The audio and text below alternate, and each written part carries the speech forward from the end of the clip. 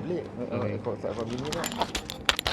Tak ni kau hari lah. Kalau ni kau hari kalau tak angkat abang kau sampai ni tu kan.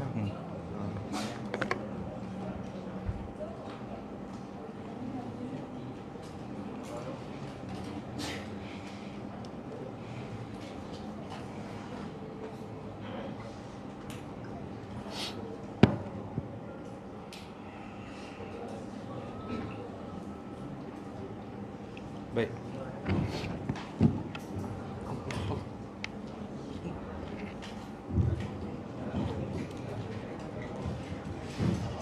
Baik.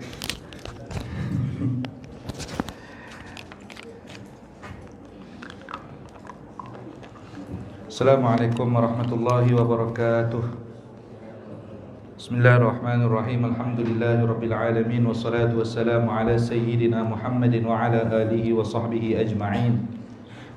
Bismillahi ma sya'allah la yasuqul khaira illallah. Bismillahi ma sya'allah ma kana min ni'matin faminallah. Bismillahi ma sya'allah al-khairu kulluhu biyadillah wa la hawla wa la quwwata illa billah. Bismillahi ma sya'allah la yasrifu su'a illallah. Rabbi shrah li sadri Yassir li amri wahlul 'uqdatam min lisani yafqahu qawli, amma ba'du. Minta maaf tadi terlambat sikit sebab tadi buat sanad kitab nanti akan diedar pada akhir majlis nanti. Sanad kitab Syairus Salikin, kitab yang kita baca inilah, dan kita akan baca sanad tu nanti. Baik. Bismillahirrahmanirrahim. Qala al-musannif rahimahullahu ta'ala wa nafa'ana bihi wa bi'ulumihi fid darain ya amin. Adab-adab yang zahir di dalam membaca Al-Quran. Adab membaca Al-Quran itu amat banyak. Setengah daripadanya itu ialah suci daripada hadas. Maksudnya baca Al-Quran tanpa menyentuh. Kalau menyentuh wajib berwuduk. Dan setengah daripadanya itu hendaklah ia membaca Al-Quran itu dengan kelakuan yang beradab, seperti ia duduk menghadap kiblat dan menundukkan ia akan kepalanya, kepala tunduk. Dan hendaklah duduknya itu seperti duduk di hadapan gurunya, dan jangan ia bersila, dan jangan ia duduk bersandar, dan jangan seperti kelakuan orang yang takbur. Dan seyogianya duduknya itu duduk di dalam sembahyang. Duduk yang paling afdal ketika membaca Al-Quran adalah duduk tahiyat awal. Boleh baca Al-Quran tu duduk bersila tu boleh sebab kita lengah. Cuma yang afdal adalah duduk tahiyat awal. Baik, terus. Dan yang terlebih afdal kelakuannya itu dibacanya akan Al-Quran itu di dalam sembahyang padahal berdiri. Dan membaca Al-Quran di dalam sembahyang itu iaitulah setengah daripada amal yang terlebih afdal. Tetapi jikalau dibacanya akan Al-Quran itu dengan tiada mengambil air sembahyang atau dibacanya dengan berbaring, nescaya hasil pula pahalanya itu, tetapi kurang pahalanya itu daripada pahala yang terdahulu itu. Seperti firman Allah Ta'ala, A'udzu billahi minasyaitonir rajim, alladzina yadhkuruna Allah qiyaman wa qu'udan wa 'ala junubihim. Boleh baca Al-Quran dalam hadas kecil tapi kurang pahalanya. Boleh, tak ada masalah. Maksudnya baca, bukan memegang. Memegang mushaf wajib kita ada wuduk. Kalau baca saja tak ada masalah. Baca, contoh baca apa? Tengok tulisan dekat dinding atau apa, ada kan di masjid-masjid ada surah sajadah, kita membaca ayat itu tak ada masalah. Ataupun kita daripada hafazan kita, tak ada masalah.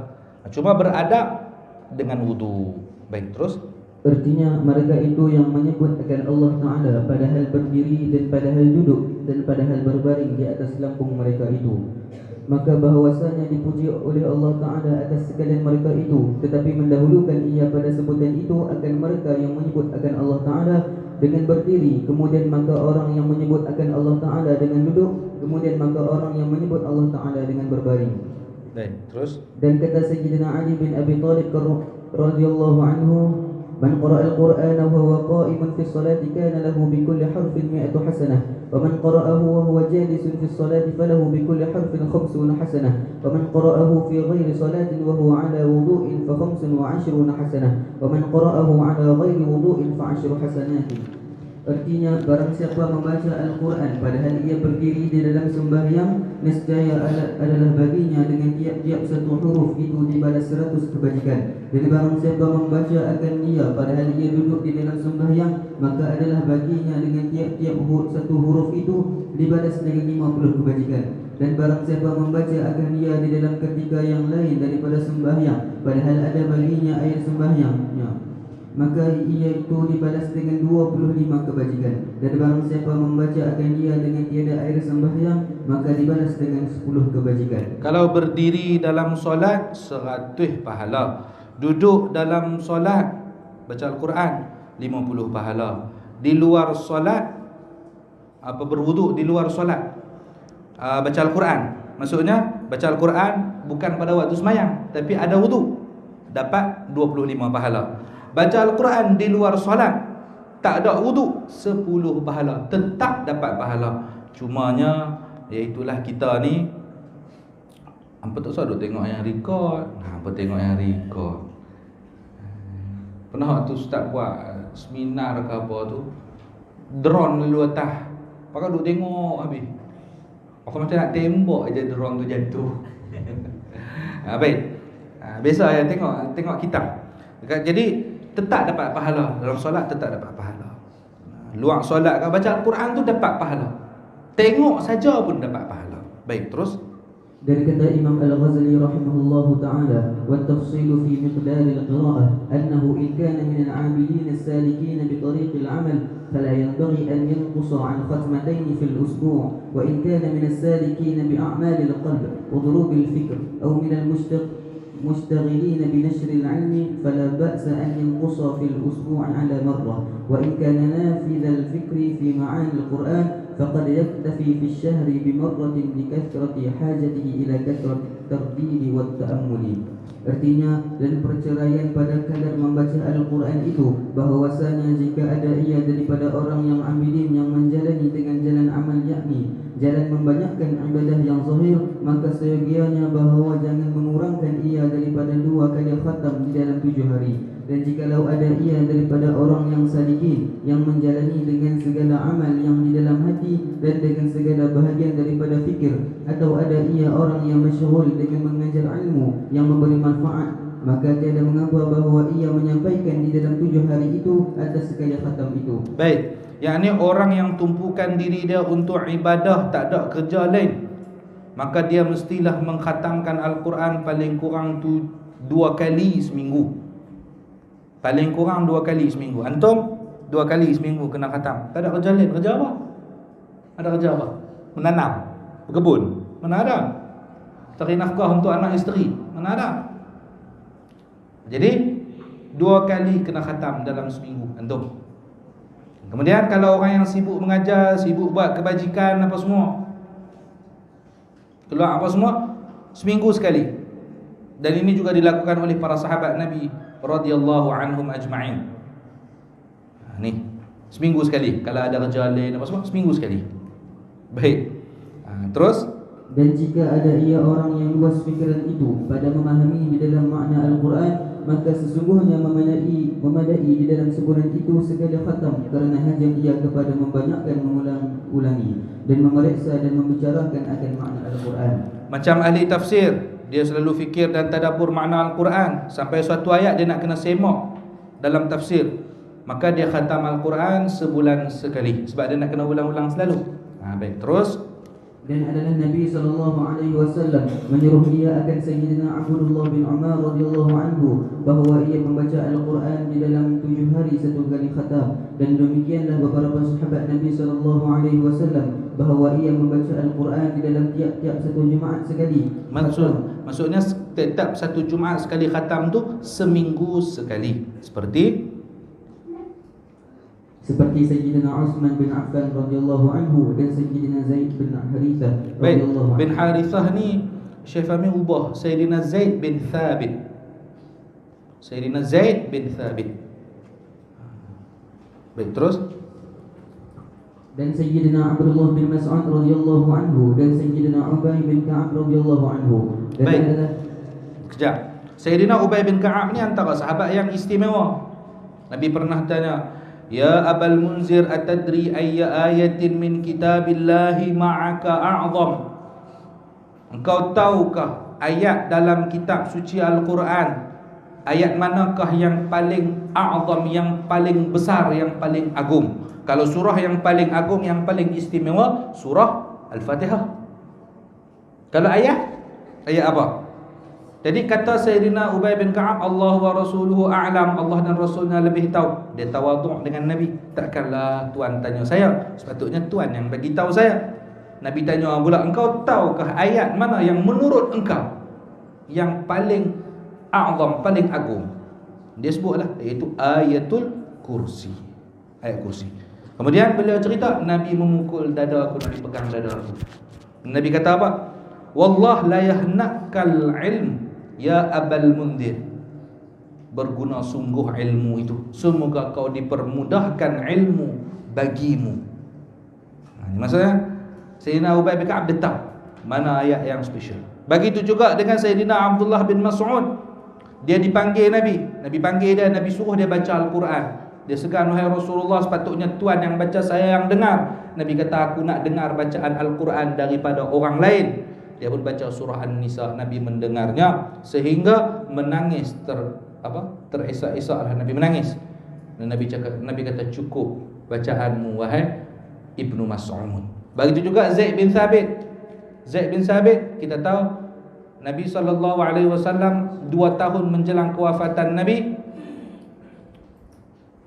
malaikat Jibril datang bertadarus Al-Quran dengan Nabi. Dan orang yang ada sekali pada masa itu adalah Sayyidina Zaid bin Thabit. Sebab itu dia dilantik menjadi pengerusi untuk lajnah tulis semula Al-Quran pada masa Sayyidina Abu Bakar As-Siddiq. Begitu juga pada masa Sayyidina Uthman, beliau juga yang menjadi pengerusi. Sebab apa? Beliau duduk dengan Nabi, bertadarus dengan malaikat Jibril alaihi salam. Begitu juga dengan Sayyidina Abu Musa al-Ash'ari yang pandai buat lagu bacaan Al-Quran. Yang Nabi kata, laqad utita mizmaran min mazamiri ali Daud. Engkau telah diberi keindahan seperti mana keindahan yang diberi pada keluarga Nabi Daud alaihi salam. Baik. Dia ada cara kita nak baca Al-Quran dalam seminggu, nak bagi khatam. Bagi khatam. Nanti saya buat carta dia. Saya baca secara ringkas lah. Hari pertama 3 surah yang pertama, Al-Baqarah, Ali Imran dan An-Nisa. Itu hari yang pertama. Hari yang kedua, surah yang selepas itu, 5 surah yang selepas itu, Al-Ma'idah, Al-An'am, Al-A'raf, Al-Anfal dan At-Taubah. Al-Fatihah baca lah sebelum baca Al-Baqarah tu. Takkan Al-Fatihah pun kita nak kira juga, seminit pun tak sampai. Jadi yang pertama 3 surah pertama, yang kedua 5 surah yang selepas itu. Yang ketiga, hari yang ketiga 7 surah selepas itu. Yunus, Hud, Yusuf, Ar-Ra'd, Ibrahim. Kemudian siapa tahu? Al-Hijr. Kemudian An-Nahl, surah lebah. Nahl, lebah. Baik, tu 7 surah selepas yang hari yang kedua. Baik, kemudian yang hari yang keempat 9 surah selepas itu, Al-Isra, Al-Kahfi, Maryam, Taha, Al-Anbiya, Al-Hajj, Al-Mu'minun, An-Nur, Al-Furqan. Kemudian hari yang kelima 11 surah selepas itu, Asy-Syu'ara, An-Naml. Kemudian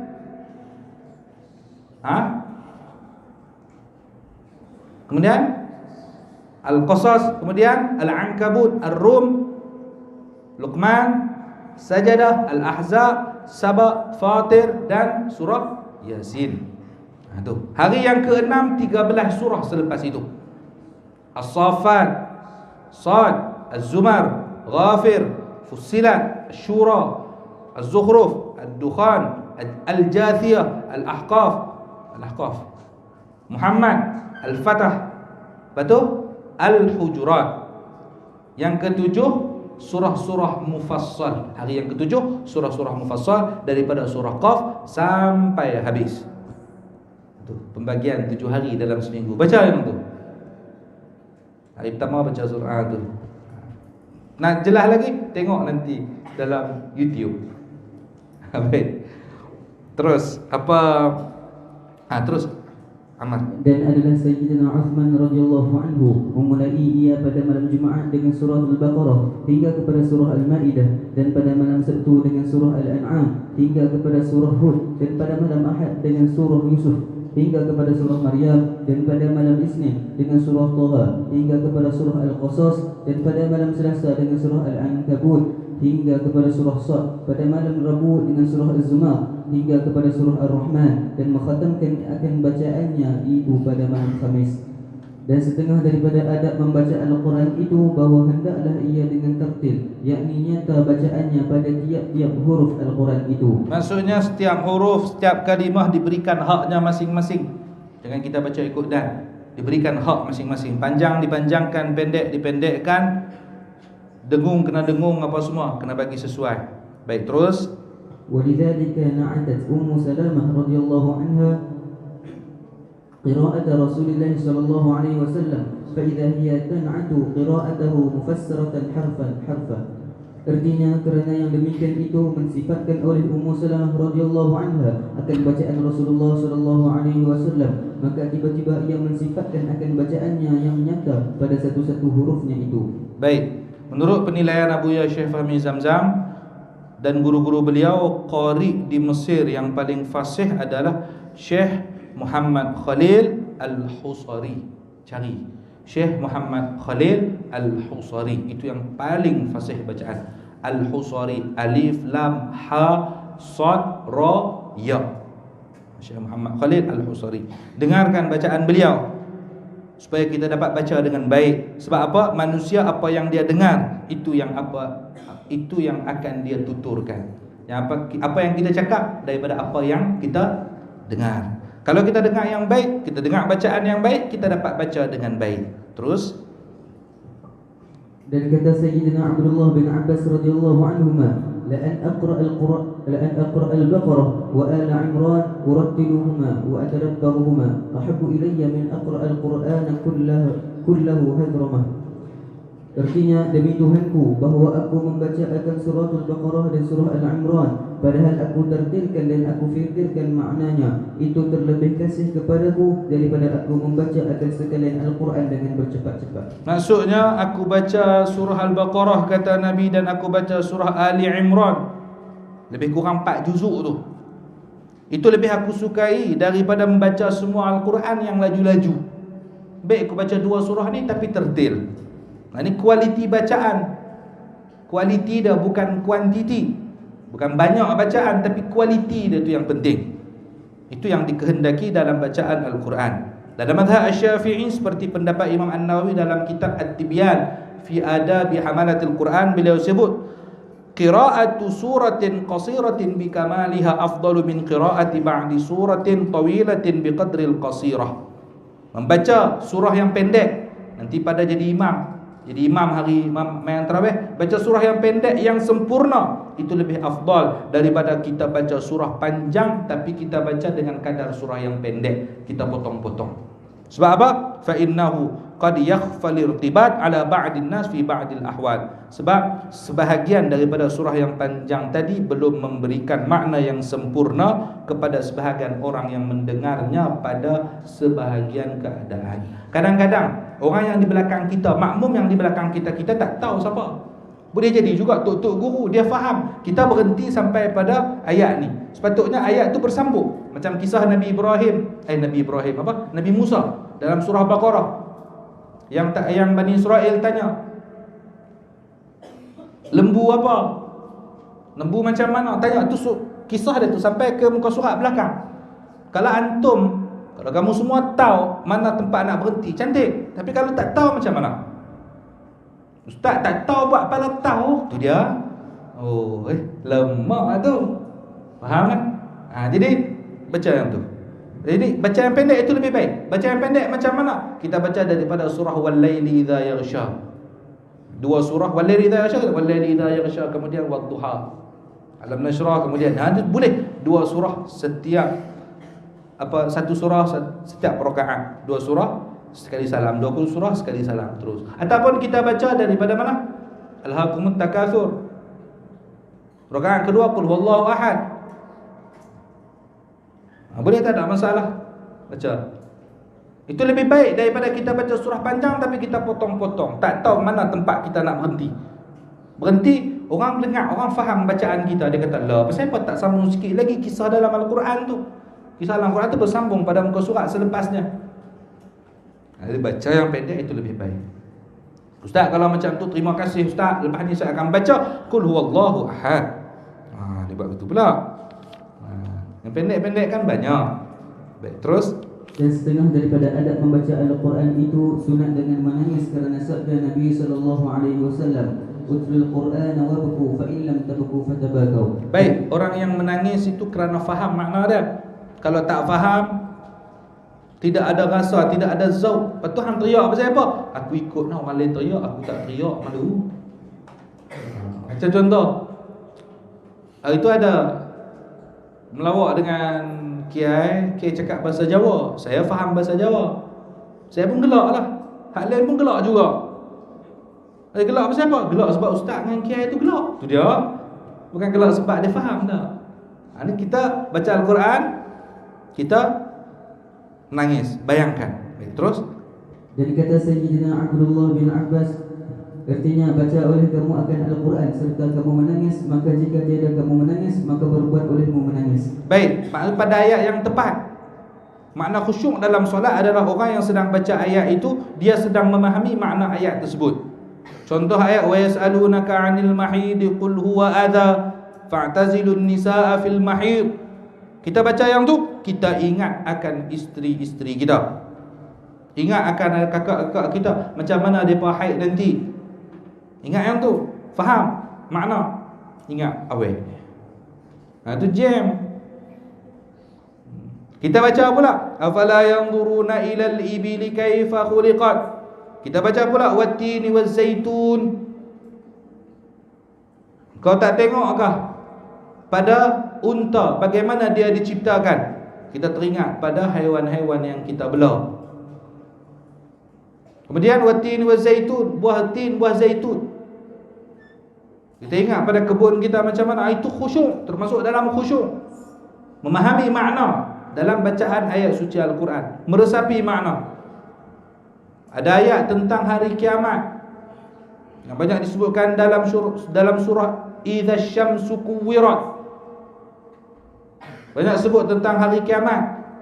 Surah Hud, surah Al-Waqi'ah, banyak sebut tentang hari kiamat. Kita baca, kita teriak, kita teringat pada hari kiamat. Itu khusyuk. Baik, terus. Dan kata Sayyidina Abdullah bin Abbas radhiyallahu anhuma, "Idza qara'tum sajdata subhana fala ta'jalu bis-sujud hatta tabku fa in lam tabki 'ainu ahadikum falyabki qalbuh." Artinya, apabila membaca kamu akan ayat sajdah pada surah Subhana, yaitu suratul Isra ayat 109, maka jangan kamu segera sujud hingga kamu menangis. Maka jika tiada menangis mata seseorang kamu, maka hendaklah menangis oleh hati kamu. Maksudnya, kalau kamu tak menangis, kamu menangislah hati kamu. Menangis macam mana? Menangis akan kerasnya hati kamu. Aku ni baca Al-Quran macam ni pun tak boleh menangis lagi. Kita tangisi kerasnya hati kita. Baik, terus. Dan sabda Nabi SAW, "Inna hadzal Qur'an nazala bihusnin fa idza qara'tumuhu fatahazanu." Artinya bahawasanya Al-Quran ini turun ia dengan duka cita, maka apabila kamu baca akan dia, maka kamu baca dengan duka cita. Maksudnya dibaca dengan nada orang yang menangis, kerana lebih berkesan kepada kamu dan orang yang mendengar. Baca dengan nada sayu. Bukan baca Al-Quran macam nada orang pergi perang, terkejut ke mana? Bukan macam nada orang pergi perang macam mana? Idza syamsu kuwirat, terkejut ke mana? Hampa benda terkejut. Jangan. Jadi baca dengan nada yang sayu supaya berkesan. Baik, tidur lagi. Baik, terus. Dan setengah daripada adab membaca Al-Quran itu bahawa hendaklah memeliharakan hak segala ayat itu. Maka apabila membaca ia akan ayat sajadah, maka sunat ia sujud. Maksudnya sunat ia sujud. Kalau ayat sajadah kita tak sujud, sah tak solat kita? Sah. Tapi pasal apa kita kena sujud? Sebagai respon kita kepada bacaan kita tadi, kepada ayat tadi itu. Respon. Nanti kita akan bahas berapa kali sujud sajadah. Terus Dan demikian lagi sunat muakkadah sujud apabila ia mendengar bacaan orang lain jika orang yang membaca itu sujud. ada orang baca sampai ayat sajadah, orang tu sujud. Kita pun sunat sujud juga. Kalau dia tak sujud, tak apalah, kita tak sujud lah. Terus Dan sekurang-kurang sujud itu bahawa menaruhkan ia akan dahinya pada tempat sujud. Dan yang terakmal sempurna sujud itu bahawa hendaklah ia takbiratul ihram serta mengangkat kedua tangannya serta berniat, kemudian maka sujud ia serta takbir, kemudian maka bangkit ia daripada sujud ia serta takbir, kemudian maka ia memberi salam. Dan diisyaratkan sujud itu seperti segala syarat di dalam sembahyang yang tersebut dahulu itu. maksudnya segala syarat sembahyang mesti wudu, mesti tutup aurat dan sebagainya. Baik, terus Dan sunat ia di dalam sujud itu berdoa dengan barang yang sesuai dengan ayat sajadah itu. Maka apabila ia membaca akan firman Allah Ta'ala, A'udzubillahi minasyaitanirrajim, Innama yu'minu biayatina alladhina idza dzukiru biha kharru sujada wa sabbahu bihamdi rabbihim wa hum la yastakbirun.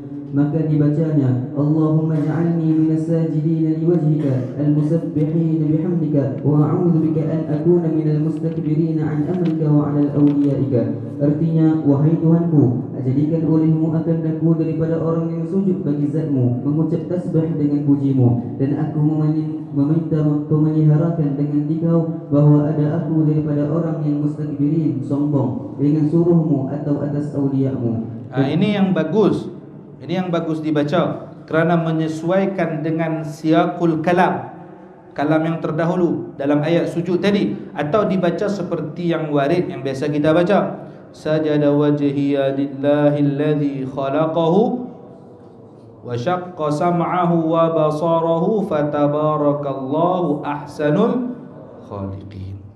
Baik, terus Dan apabila membaca ia akan ayat wa yakhruna lil adqani yabkuna wa yaziduhum khushu'a, maka dibacanya Allahumma ja'alni minal bakina ilaikal khashi'ina lak. Artinya, wahai Tuhanku, jadikan olehmu akan aku daripada orang yang menangis kepadamu dan khusyuk bagimu. Dan demikian lagi dibaca pada segala ayat sujud itu akan doa yang munasabah bagi ayat itu. Dan sunat sujud di dalam Al-Quran itu pada 14 tempat. baik, ada 14 tempat. Walaupun dalam Al-Quran itu ada 15 tempat. Dalam Al-Quran ada 15 tempat. Mazhab kita Syafi'i ada 14 sahaja. Mazhab Hanafi pun ada 14. Cuma ada kelainan dengan kita. Bacaan dekat mana tu ada kelainan. Yang kita sujud, mereka tak sujud. Yang mereka sujud, kita tak sujud. Ada kelainan sikit. Baik, terus Pertama, pada akhir surah Al-A'raf ayat 206 dan kesudahan ayatnya itu, yusabbihunahu wa lahu yasjudun. Kedua, pertengahan surah Ar-Ra'd ayat 15 dan akhir ayat itu, wa dhilaluhum bil ghudubi wal awsal. Ketiga, pada pertengahan surah An-Nahl ayat 50 dan akhir ayatnya itu, ma yu'marun. Keempat, pada akhir surah Al-Isra ayat 109 dan akhir ayatnya itu, wa yaziduhum khushu'a. Kelima, pada pertengahan surah Maryam ayat 58 dan akhir ayatnya itu, kharru sujadan wa bukiyya. Keenam, pada dalam permulaan surah Al-Hajj ayat 18 dan akhir ayatnya itu, innallaha yaf'alu ma yasha. Ketujuh, pada akhir surah Al-Hajj ayat 77 dan akhir ayatnya itu, la'allakum tuflihun. baik, ni surah Al-Hajj dia ada 2 tempat, ayat 18 dan ayat 77. Baik, terus Kedelapan, pada akhir surah Al-Furqan ayat 60 dan akhir ayatnya itu, wazadahum nufura. Kesembilan, pada akhir pertengahan surah An-Naml ayat 26 dan akhir ayatnya itu, wa huwa rabbul 'arsyil 'azim. Kesepuluh, pada pertengahan surah As-Sajdah ayat 15 dan akhir ayatnya itu, wa hum la yastakbirun. Kesebelas, dan pertengahan surah Hamim As-Sajdah ayat 38 dan dinamakan pula surah Fussilat dan adalah akhir ayatnya itu, wa hum la yasamun. Ke-12, pada akhir surah An-Najm ayat 62 dan akhir ayatnya itu, fasjudu lillahi wa'budu. Ke-13, pada akhir surah Al-Insyiqaq ayat 21 dan adalah akhir ayatnya itu, la yasjudun. Ke-14, pada akhir surah Al-Alaq ayat 19 dinamakan surah Iqra atau surah Qalam pula dan akhir ayatnya, wasjud waqtarib. baik. Dalam Al-Quran yang bertanda sujud itu ada 15. Yang tak ditulis di sini apa dia? Fakharra, dalam surah apa? Dalam surah Apa yang tak tulis di sini? Dalam surah Shaf. Dalam Sajdatus Shaf, surah Shad. Surah Shad, Sajdatus Shaf. Apa dia? Faqarra raki'an wa anab. Itu. Di sini mazhab Syafi'i tak sujud, tapi mazhab Hanafi sujud kat sini. Faqarra raki'an wa anab, mazhab Hanafi sujud. Mazhab kita tak sujud. Mazhab Syafi'i tak sujud. Kemudian dalam surah Al-Hajj ada 2 kali sujud, kan? Ayat 18 dan ayat 77. Mazhab kita, mazhab Syafi'i kita dua-dua sujud. Yang ayat yang 18, ayat 77, dua-dua sujud. Mazhab Hanafi, ayat yang kedua sujud, maksudnya ayat 77 sujud, ayat 18 tak sujud. Tapi dia sujud pada ayat yang fakharra raki'an wa ana. Situ. Baik. Terus. Dan setengah daripada adab. Faham Muhammad? Faham. Tulis tak? Dan setengah daripada adab membaca Al-Quran itu bahawa sunat membaca pada permulaan bacaannya A'udzu billahi minasyaitonir rajim Rabbi a'udzu bika min hamazatis syayatin wa a'udzu bika rabbi an yahdurun. Artinya, aku meminta peliharakan dengan Allah yang mendengar lagi mengetahui daripada syaitan yang kena rejam.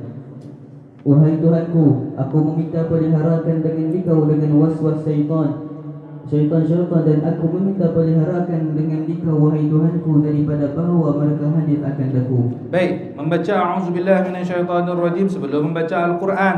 Kalau dalam solat, membaca a'udzubillah per rakaat, setiap rakaat baca a'udzubillahi minasyaitonirrajim. Betul baca lah.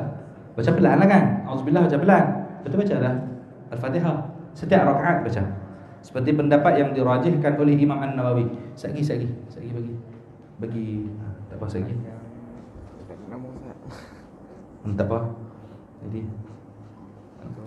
tak apa. Tanya ni Haris. Baik. Sagi baca. Sagi bagi. Baik. Contoh kita baca a'udzubillah sebelum baca Fatihah. Maka sebelum baca surah lain tak perlu baca a'udzubillah, langsung baca basmalah. Kita baca dah apa ni? Lepas baca doa iftitah Allahu akbar kabira sampai selesai, a'udzubillahi minasyaitonirrajim. Bismillahirrahmanirrahim. Baca a'udzubillah dulu. Bismillahirrahmanirrahim. Alhamdulillahirabbil alamin. Selesai semua. Waladdallin. Amin. Lepas tu terus baca bismillah, tak payah a'udzubillah pula. Bismillahirrahmanirrahim. Wat-tini waz-zaitun. Rakaat kedua buat macam tu juga. A'udzubillahi minasyaitonirrajim. Baca Fatihah. Lepas tu nak baca surah, baca bismillah, tak perlu lagi baca a'udzubillah.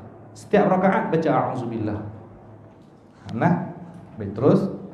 Dan sunat dimulai bacaannya itu dengan Fatihah dan surah An-Nas, dan sunat dibacanya pada ketika selesai daripada tiap-tiap surah. Sadaqallahul azim wa ballagha rasuluhul karim. Allahumma anfa'na bihi wa barik lana fihi. Alhamdulillahirabbil alamin wa astaghfirullahal hayyul qayyum. Artinya, telah benar Allah Ta'ala yang maha besar dan telah menyampaikan Rasulnya yang mulia kepada kami. Wahai Tuhanku, beri olehmu manfaat akan kami dengan dia dan beri berkat bagi kami di dalamnya. Segala puji bagi Tuhan sekalian alam, dan memohon ampun akan Allah yang hidup, yang berdiri sendirinya, yang memerintahkan hamba-Nya. Dan sunat pada pertengahan bacaannya itu apabila melalui akan ayat tasbih mengucap ia Subhanallah walhamdulillah wa la ilaha illallah wallahu akbar. Artinya, maha suci Allah Ta'ala dan segala puji bagi Allah, dan tiada Tuhan melainkan Allah, dan Allah itu yang maha besar. Baik, yang bagusnya tu baca Sadaqallahul azim wa ballagha rasuluhul karim. Ini dibaca setiap selesai satu surah. Kalau tak dibaca pun tak mengapa, tak ada masalah. Baik, kemudian apa subhanallah alhamdulillah wa la ilaha illallah wallahu akbar ni sebagai respon kita terhadap bacaan imam, atau dia sendiri yang baca dan dia sendiri yang respon. Contoh, fasabbih bismi rabbikal azim, baca tasbih. Sebelum sujud dia pun baca subhanallahil azim wa bihamdih, ataupun macam tasbih tersebut. Boleh. Baik, kemudian mazhab Hanafi, jika dalam solat sunat saja perlu respon. Kalau solat fardu maka tak boleh hanya merespon dalam hati, tak perlu baca dalam hati sahaja. Kita sunnah baca dengan lisan pun tak apa. Baik, terus. Dan sunat apabila melalui akan ayat doa dan ayat istighfar, membaca doa dan mengucap istighfar. Dan sunat apabila melalui akan ayat yang ditakuti mengucap a'udzubillah, dan dikatanya segala yang demikian itu dengan lidahnya atau dengan hatinya. Seperti kisah api neraka, cerita pasal api neraka, apa semua dahsyatnya api neraka, kita baca a'udzubillah, apa contoh. Dan contoh juga apa, ayat yang istighfar tu apa, astaghfirullah innallaha ghafurun rahim. Kita pun baca astaghfirullah, merespon, mengamalkan apa yang sedang dibaca tadi. Allah suruh mohonlah ampun kepada Allah, sesungguhnya Allah itu Maha Pengampun lagi Maha Penyayang. Kita pun astaghfirullah, baca sendiri ataupun apa ni, orang yang kita makmum tu imam baca yang tu, kita pun baca astagfirullah. Atau penantu imam pun baca juga. Macam tu. Baik, terus. Dan sunat pada ketika khatam Al-Quran itu dibaca doa yang dibaca oleh Nabi SAW pada ketika khatam Al-Quran itu, yaitu Allahumma arhamni bil Quran waj'alhu li imaman wa nuran wa huda wa rahmah, Allahumma dhakkirni minhu ma nusitu nah, jangan baca nasitu. Kalau nasitu itu su'ul adab, akhlak buruk. Imam An-Nawawi panjang menjelaskan dalam kitab Al-Adhkar dan kitab At-Tibyan. Kalau nasina atau nasitu, itu seakan-akan kita sengaja, ada unsur sengaja bagi lupa. Tapi kalau nusitu atau nusina, itu tanpa unsur kesengajaan. Maksudnya kita ini dilupakan. Bukan kita sengaja nak lupa, tapi kita terlupa. Itu lain. Kalau nasitu macam kita sengaja. Kalau nusitu, Allahumma dzakirni minhu ma nusitu atau nusina. Nusitu untuk seorang, nusina ramai. Macam tu. Nusitu, garis tanda tu. Baik, terus. Wa'allimni minhu ma jahiltu warzuqni tilawatahu ana al-laili wa atrafan nahar waj'alhu li hujjatan ya rabbal alamin. Artinya, wahai Tuhanku, beri olehmu rahmat akan daku dengan Al-Quran, dan jadikan olehmu akan dia bagiku imam yang aku ikut akan segala hukumnya, dan jadikan olehmu bagiku akan dia itu nur di dalam hatiku dan petunjuk dan rahmat bagiku. Wahai Tuhanku, ingatkan olehmu akan daku daripadanya itu barang yang dilupakan akan daku, dan ajari olehmu akan daku daripadanya barang yang aku jahil, dan beri olehmu rezeki akan daku membaca akan dia pada tiap-tiap malam dan pada tiap-tiap hari, dan jadikan olehmu akan Al-Quran itu dalil bagiku, wahai Tuhan sekalian alam. Dan setengah daripada adab membaca Al-Quran itu bahwasanya seyogianya dijaharkan bacaannya itu, sekurang-kurangnya didengar oleh dirinya. Dan dijaharkan maksudnya dikuatkan bacaan. Faham tak? Oh, banyak dah pergi Israel tu. Banyak dah di Israel. Baik. Banyak lagi ni, berapa muka lagi ni. Dikuatkan bacaan sekira-kira paling tidak diri dia sendiri dengar. Supaya apa? Supaya dapat menghalau mengantuk. Pasal apa tidur? Sebab tak kuliah. Kami pun mengantuk juga. Amal pun mengantuk. Tapi pasal apa tak tidur? Sebab kita kena baca. Pasal apa ahli hadrah tak tidur? Sebab kena katok kompang. Kalau tak katok, mereka pun tidur. Betul tak? Tadi kan? Hak kuliah ni pasal apa ni? Sebab bercakap. Kalau tak tidur, macam hak tidur tu pergi Israel lah tu. Baik. Ni macam tu. Jadi kita baca Al-Quran ni kuat supaya apa? Supaya dapat menghalau mengantuk. Kalau ada yang tidur sebelah kita, kita perlahankan sedikit. Macam contoh solat witir, Sayyidina Abu Bakar buat di awal malam, Sayyidina Umar buat di akhir malam. Sayyidina Umar bacaan Sayyidina Umar nyaring sedikit, dan Sayyidina Abu Bakar perlahan sedikit.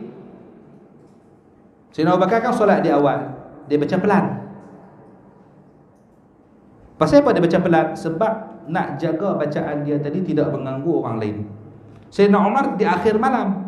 Di akhir malam tu kan waktu-waktu mengantuk. Baca kuat supaya apa? Supaya menghalau ngantuk. Baik, terus. Dan jika tiada didengar oleh dirinya, nescaya tiada sah bacaannya, maka hendaklah pada bacaan yang wajib di dalam sembahyang itu sekira-kira didengar oleh dirinya itu. Baik, apa bacaan yang wajib dalam solat apa? Fatihah, maka mesti didengar oleh dirinya sendiri. Bagi telinga kita dengar. Jangan pula terlalu kuat dengar sampai 5 soft dengar, padahal dia bukan imam pun. Takbir pun dengar sampai 5 soft. Ada was-was. Allah, Allah. Ada Allah tu. Ada. Dan biasanya banyak yang was-was ni saya pelik. Banyaknya orang yang mengaji agama ada banyak was-was. Takut tak kena ni, takut tak kena niat, tak masuk lah apa semua. Dia macam tu. Takut. Baik. Dan terus. Adapun yang terlebih daripada sekira-kira didengar oleh dirinya itu, maka ia itu terkadang sunat dan terkadang tiada sunat. Maka jika ia takut jadi riak atau membawa kepada was-was orang yang sembahyang, maka disirkan, diperlahankan sekira-kira didengar oleh dirinya itu afdal. Dan jika tiada takut ia akan riak dan was-was kepada orang yang sembahyang, maka afdal dijaharkan sekira-kira didengar oleh orang lain. Dan dalil sunat dijaharkan itu iaitu hadis yang diriwayatkan oleh ulama bahwasanya Nabi SAW mendengar beberapa jemaah daripada sahabat menjaharkan bacaannya di dalam sembahyang pada malam, maka membenarkan Rasulullah SAW akan mereka itu dan menetapkan ia akan dia. Macam wirid selepas solat kita baca kuat tak? Baca kuat. Kuat tu macam mana? Dengarlah telinga kita. Semua pakat baca macam tu. Semua dengar, semua kuat. Jadinya kuat. Kan? Tu. Jadi wirid lepas solat ada tak yang cuba hafal? Kita tak hafal pun. Tapi pasal apa kita ingat? Sebab kita selalu baca. Selalu baca ingat. Baik, dia macam tu.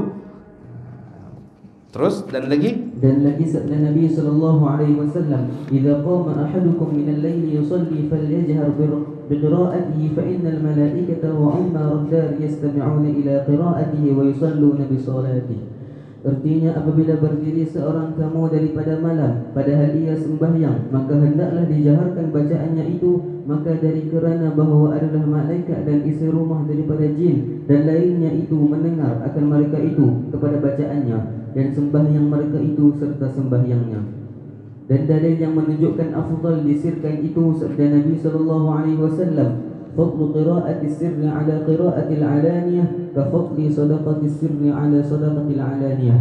Artinya kelebihan bacaan sir itu atas bacaan yang jahar itu iaitu seperti kelebihan sedekah sir atau sedekah jahar. Tapi ada waktu sedekah jahar, sedekah terang-terang depan orang itu lebih baik daripada sedekah sir. Contoh orang yang minta secara terang-terang. Contoh macam mana kita duduk kedai makan, dia main minta, maka sebaiknya kita bagi waktu dia tengah minta tu kita bagi. Sebab apa? Nak jaga air muka dia, jangan sampai dia malu.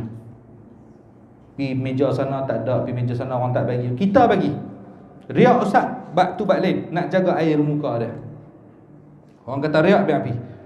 Nak riak apa, tapi kita jaga air muka dia, niat kita yang tu pun kita dapat pahala. Bagi waktu tu. Mengan duk test pula.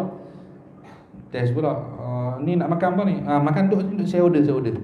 Nak test dia ni murung ke tak pula. Baik kat dia murung ke tak. Urusan murung, urusan dia dengan Allah. Kita bagi. Bukan kita bagi banyak, bagi RM1, RM2 macam tu saja. Baik, terus. Dan pada satu riwayat, yafdulu amalu sirri ala amalil alaniyati 70 dha'fa. Artinya kelebihan amal yang sir itu atas amal yang jahar itu 70 ganda. Dan setengah daripada adab membaca Al-Quran itu sunat dibaikkan bacaannya dengan dibaikkan suaranya dan berlagu sekira-kira tiada mengubahkan aturan Al-Quran kerana sabda Nabi SAW. Baik, baca berlagu supaya lebih indah dan berkesan dalam hati dengan syarat tidak merosakkan tajwid dan makhraj. Tak rosak tajwid dan makhraj. Jangan baca sampai apa ni? Ghairil maghdubi alaihim.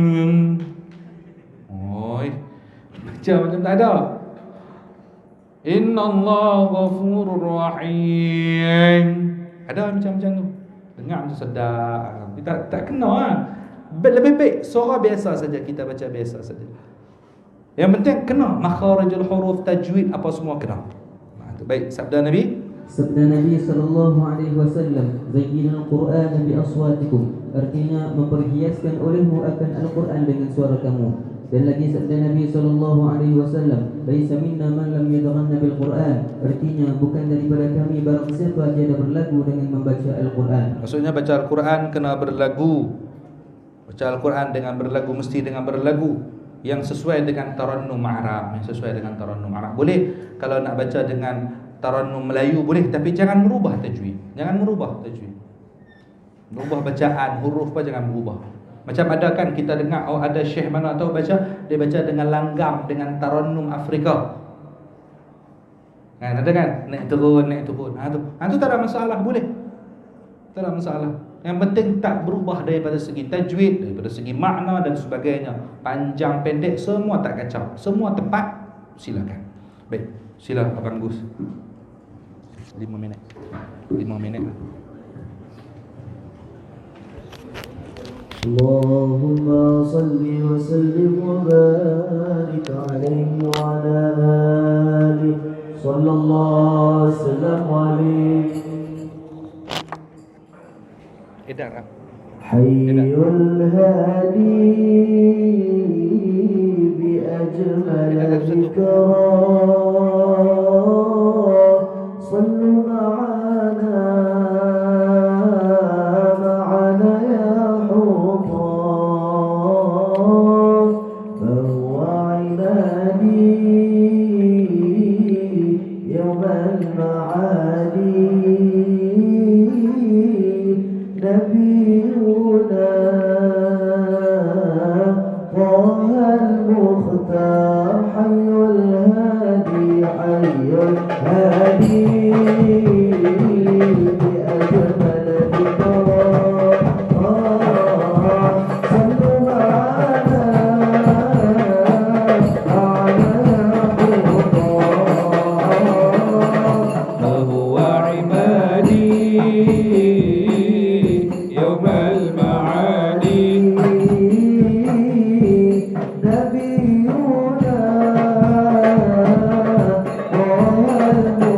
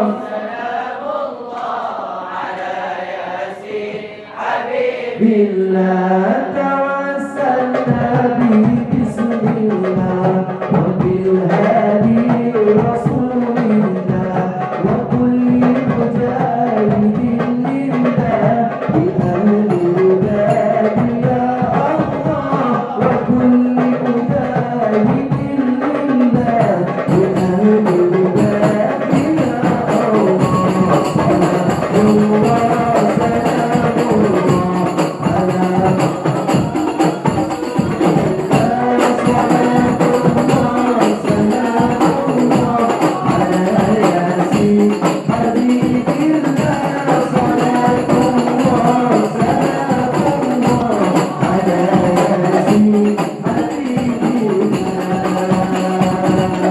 اللهم صل وسلم وبارك عليه وعلى آله صلى الله وسلم عليه. Baik, kita masuk lebih kurang 3 muka surat lagi, 47. Bismillahirrahmanirrahim. Adab-adab yang batin pada membaca Al-Quran. Tadi adab yang zahir, ini adab yang batin. Dan adab-adab batin pada membaca Al-Quran itu amat banyak. Sila Ahmad. Adab-adab yang batin pada membaca Al-Quran. Dan adab-adab batin pada membaca Al-Quran itu amat banyak.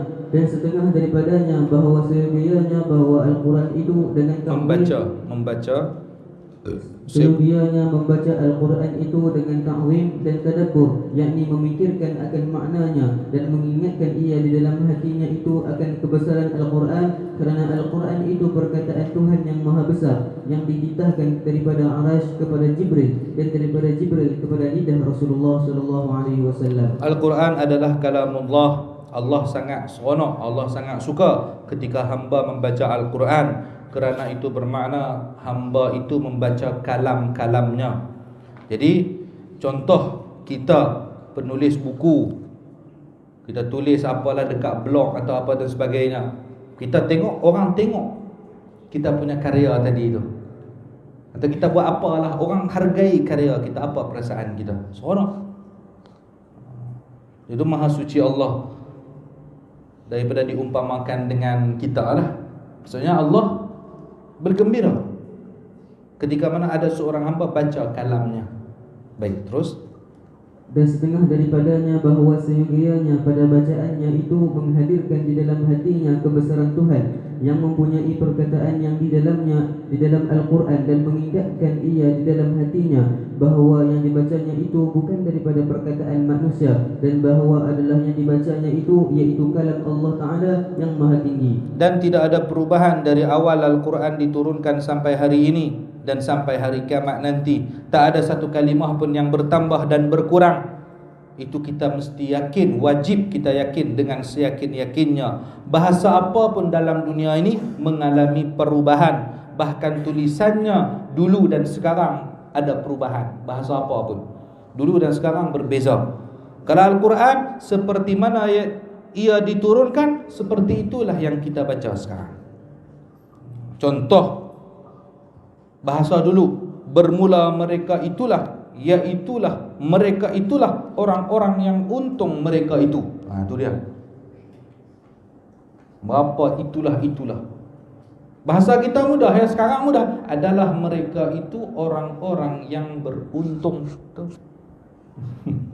Bermula mereka itulah, iaitulah, mereka itulah orang-orang yang untung mereka itu. Itu bahasa lama. Itu macam mana? Itu biasa. Itu kita akan mengalami perubahan bahasa. Kecuali Al-Quran Karim, macam mana dia diturunkan, macam itulah ia kita baca sekarang. Terus. Dan setengah daripadanya bahawa seyogianya pada ketika membaca Al-Quran itu hadir hatinya, yakni ingat kepada bacaannya, dan jangan ingat hatinya kepada sesuatu atau memikirkan sesuatu yang lain. Sekira-kira lalai hatinya daripada bacaannya sebab masyghul hatinya itu kepada sesuatu yang lain daripada bacaannya itu. Yakni menumpukan perhatiannya pada apa yang dia baca, dia faham supaya bertambah pahalanya. Tadi kita bahas, baca Al-Quran saja tak faham pun dapat pahala. Kalau faham, lagi bertambah pahala dia. Terus. Dan kata Imam Al-Ghazali rahimahullahu ta'ala, wa kana ba'du salafi idza qara'a suratan wa lam yakun qalbuhu fiha a'adaha thaniyatan. Maksudnya, dan adalah setengah ulama yang dahulu apabila membaca ia akan surah padahal tiada ada hadir hatinya di dalamnya itu, maka mengulangi akan dia kedua kalinya. Baca Al-Quran tapi hati dia tak hadir, dia akan ulang. Ini ulama-ulama terdahulu, adab mereka kepada Al-Quran. Baik, terus. Dan setengah daripadanya seyogianya bahawa ia membaca Al-Quran itu dengan tadabbur dan dengan tafahum, yakni dengan memikirkan maknanya itu dan membicarakan akan dia dan memahami akan maknanya. Dan kata Sayyidina Ali radhiyallahu anhu, la khaira fi ibadatin la fiqh fiha wala fi qira'ati la tadabbur fiha wala fi 'ilmin la tafahum fihi. Artinya, tiada kebajikan di dalam ibadah yang tiada fiqih di dalamnya, dan tiada kebajikan bacaan yang tiada memikirkan makna di dalamnya, dan tiada kebajikan di dalam ilmu yang tiada difahamkan di dalamnya. Dan diriwayatkan oleh ulama annahu sallallahu alaihi wasallam qara'a bismillahirrahmanirrahim faraddadaha 20 marratan wa innama raddadaha sallallahu alaihi wasallam litadabburihi fi ma'aniha. Artinya bahwasanya Nabi SAW membaca akan bismillah, maka mengulangi ia akan dia 20 kali, dan hanya sesungguhnya mengulangi-ulangi akan dia oleh Nabi SAW kerana membicarakan maknanya dan menghadirkan akan dia. Dan Nabi SAW berbuat demikian kerana makna bismillah itu amat banyak, maka tiap-tiap kali diulangi itu bertambah maknanya yang ajaib-ajaib yang tiada dapat menghinggakan maknanya itu melainkan Allah Ta'ala dan Rasulnya. Dan dari kerana itulah kata jumhur ulama bahawa segala makna Al-Quran itu berhimpun di dalam Al-Fatihah, dan makna Fatihah itu berhimpun di dalam Bismillahirrahmanirrahim, dan makna Bismillah itu terhimpun di dalam ba, dan makna ba itu terhimpun kepada titiknya itu. Baik, Al-Fatihah ini surah yang paling istimewa di dalam Al-Quran. Ayat yang paling istimewa ayat kursi. Kita banyak baca Al-Fatihah, tu banyak baca Al-Fatihah. Ada hajat apa, tawassul dengan para nabi, para awliya, baca Fatihah, bahala Fatihah.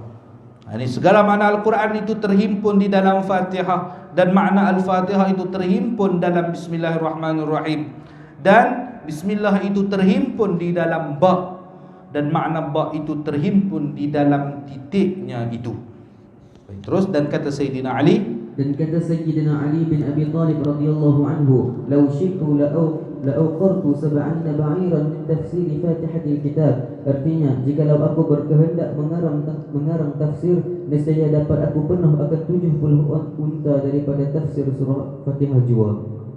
Dan hanya nyata daripada perkataan Sayyidina Ali itu bahwasanya makna Al-Quran dan rahsianya itu tiada dapat dihinggakan, dan adalah mendapatkan maknanya itu sekira-kira suci hati daripada sifat kejelaan, dan sekira-kira suci hati daripada yang lain daripada Allah Ta'ala, dan sekira-kira nur yang diberi Allah Ta'ala di dalam hatinya, seperti kata Sayyidina Ibnu Athaillah di dalam Ibnu Athaillah, seperti kata Sayyidina Ibnu Athaillah di dalam hikam, farriq qalbaka min al-aghyar nam'uhu bil ma'arif, namla'uhu, tambah fathah, namla'uhu, farriq qalbaka min al-aghyar namla'uhu bil ma'arif wal asrar.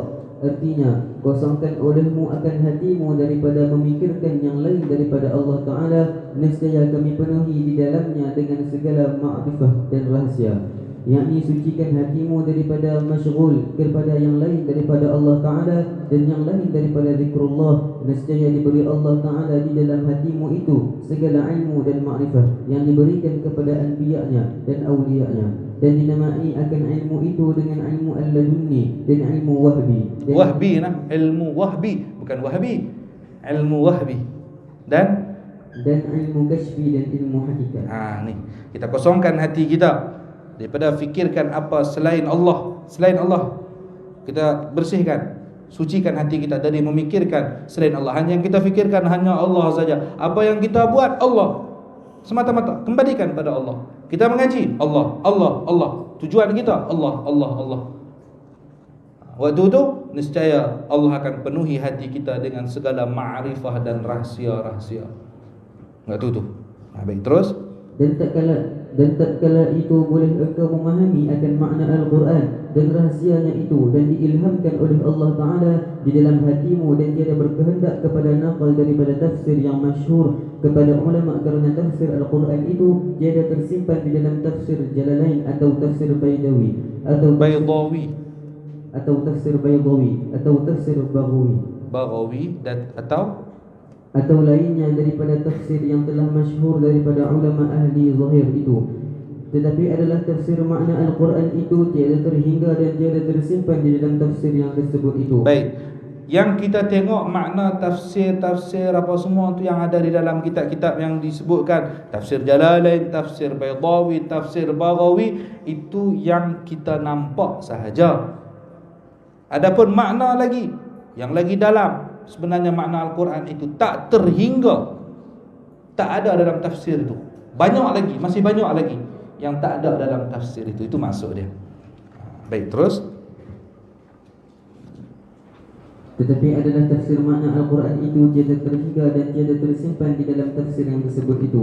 Maka barang siapa diberi Allah Ta'ala nur dan ma'rifah di dalam hatinya, nescaya mendapat ia akan makna Al-Quran dan rahsianya. Wallahu a'lam min kulli alimin. Tengok sanad kitab Sairus Salikin karangan Syekh Abdul Samad Al-Falimbani rahimahullahu ta'ala, dan kitab Mukhtasar Ihya Ulumuddin karangan Imam Al-Ghazali rahimahullahu ta'ala. Ini saya ikut macam mana saya dapat daripada Syekh Fahmi Zamzam. Sepatutnya nama saya ada bawah ni saya tulis, tapi terprint tu dia tak dapat terpotong. Tak apalah, kira nama saya ada atas tu, kira haji lah tu. Baik, sanad kitab Sairus Salikin. Bismillahirrahmanirrahim. Sanad kitab Sairus Salikin karangan Syekh Abdul Samad Al-Falimbani rahimahullahu ta'ala, dan kitab Mukhtasar Ihya Ulumuddin karangan Imam Al-Ghazali rahimahullahu ta'ala. Berkata hamba yang banyak berdosa lagi sangat berkehendak kepada ampunan Tuhannya, Muhammad Amir Arsalan bin Muhammad Rosli. Saya riwayatkan kitab Sairus Salikin dan kitab Mukhtasar Ihya yang saya dapat pada majlis pengkhataman dan pengijazahannya yang dilaksanakan di Ma'had Tarbiyah Islamiyah Derang, Pokok Sena, Kedah pada hari Khamis 4 Ramadan. Saya punya laptop setting tulisan Arab, number pun Arab, jadi tu pun number Arab. So boleh baca kot noh. 4 Ramadan tahun 440 Hijrah bersamaan 9 Mei 2019 Masehi, dari guru saya Syekh Ahmad Fahmi bin Zamzam Al-Banjari Al-Nadwi Al-Maliki rahimahullahu ta'ala. Beliau mengambil daripada guru beliau Al-Allamah Musnid Ad-Dunya Syekh Muhammad Yasin bin Isa Al-Fadani Al-Makki. Beliau mengambil daripada Syekh Muhammad Ma'sum bin Ahmad Al-Lasimi. Beliau mengambil daripada Syekh Waliullah Abi Imran Muhammad Khalil bin Abdul Latif Al-Bangkalani, ke Khalil Bangkalan ni beliau di Madura. Beliau mengambil daripada Syekh yang panjang umurnya, Syekh Nawawi bin Umar Al-Bantani Al-Makki, Syekh Nawawi Banten. Beliau mengambil daripada Syekh yang panjang umurnya, Syekh Abdul Samad bin Abdul Rahman bin Abdul Jalil Al-Falimbani, pengarang kitab Sairus Salikin. Sampai sini kitab Sairus Salikin. Terus kita baca lagi untuk kitab Mukhtasar Ihya. Beliau mengambil daripada Sayyid Abdul Rahman bin Mustafa Al-Idrus. Beliau mengambil daripada Syekh Abdullah bin Salim Al-Basri, dan Syekh Ahmad bin Muhammad An-Nakhali, dan Sayyid Muhammad bin Abu Bakar Ash-Shilli, dan Sayyid Umar bin Abdul Rahman Aidid. Mereka mengambil daripada Syekh Syamsuddin Muhammad bin tu dua tu, bin Alauddin Al-Babili. Beliau mengambil daripada Syekh Sulaiman bin Abdul Daim Al-Babili. Beliau mengambil daripada Syekh Najmuddin Muhammad bin Ahmad Al-Amin. Beliau mengambil daripada Syekh Muhammad bin Isa, Syekh Muhammad bin Ahmad bin Isa bin An-Najjar. Beliau mengambil daripada Syekh Jalaluddin Ibnu Mulaqqin. Beliau mengambil daripada Syekh Abu Ishaq Ibrahim bin Hamad At-Tanuhi. Beliau mengambil daripada Syekh Sulaiman bin Hamzah. Beliau mengambil daripada Syekh Umar bin Karam Ad-Dinawari. Beliau mengambil daripada Syekh Abdul Khaliq bin Ahmad bin Abdul Qadir bin Yusuf. Beliau mengambil daripada Al-Imam Hujjatul Islam Abu Hamid Muhammad bin Muhammad Al-Ghazali. Lahumul Fatihah.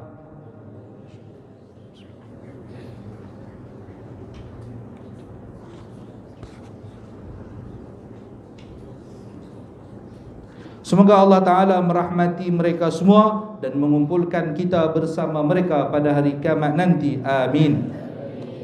Baik, saya sebut nanti, antum semua sebut qabilna. Faham tak? Maka dengan sanad ini saya ijazahkan kitab Sayrus Salikin dan kitab Mukhtasar Ihya kepada sekalian muslimin dan muslimat yang berkehendak pada ijazahnya. Baik. Al-Fatihah.